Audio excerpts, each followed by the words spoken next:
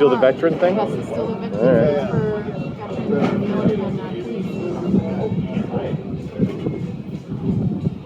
and So my ex-brother-in-law was involved on January 6th. They have a picture of him. Yeah, Like, yeah. Your ex-brother-in-law. Really? Oh, so it came on the news and you're like, yeah, I know that guy. that guy looks really Really? You know, the funny thing is about Trump is even in California all the way through it, every time I met, even my aunt, she goes, my money was never so good until Trump was in. Everything else sucked. But you know what I mean? Like but he did well. Yeah, I had clients that said that great things, you know? He's a clown.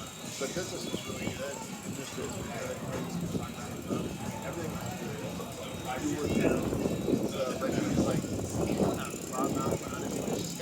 He wasn't presidential. This is the problem, right? Like Obama was presidential, but he didn't do the stuff that he wanted to.